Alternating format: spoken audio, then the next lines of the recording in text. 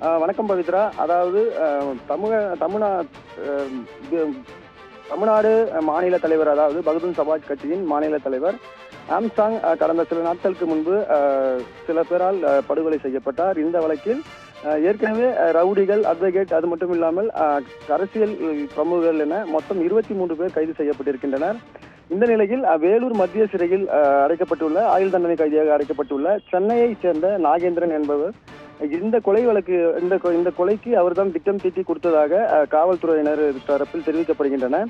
அதனால் நாகேந்திரனை வேலூர் மத்திய சிறையில் இருந்து கொண்டு சென்று எழும்பூர் நீதிமன்றத்திற்கு ஆஜர்படுத்துவதற்காக இன்று செம்பாக்கம் காவல்துறையினர் வேலூர் வந்திருந்தனர். இந்த நிலையில் காலை 6 மணிக்கு செம்பாக்கம் காவல்துறையினர் வேலூர் மத்திய சிறையில் உள்ளே சென்றிருந்தனர். இந்த நிலையில் தற்போது நாகேந்திரனை சிறையிலிருந்து பலத்த போலீஸ் பாதுகாப்புடன் காவல்துறையினர் ஒரு வாகனத்தின் மூலமாக இங்கிருந்து சென்னை எழும்பூர் நீதிமன்றத்திற்கு துப்பாக்கி ஏந்திய பாதுகாப்புடன் நாகேந்திரனை தற்போது அழைத்து சென்றிருக்கின்றனர்.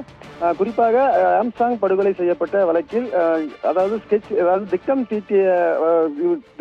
தீட்டிய நபர் இவர்தான் என்ற ஒரு தகவல் வெளியாகி இருக்கின்றன. அதே போன்று இவருடைய மகனும் இந்த கொலை வழக்கில் சம்பந்தப்பட்டு இருப்பதாகவும் தகவல் வெளியாகி இருக்கின்றன. இந்த வழக்கில் விசாரிப்பதற்காக இவரை செம்பாக்கம் காவல்துறையினர் தற்போது வேலூர் மத்திய சிறையிலிருந்து சென்னையில் இருக்கக்கூடிய எழும்பூர் நீதிமன்றத்திற்கு விசாரணைக்காக அழைத்து சென்றிருக்கின்றனர். பவித்ரா.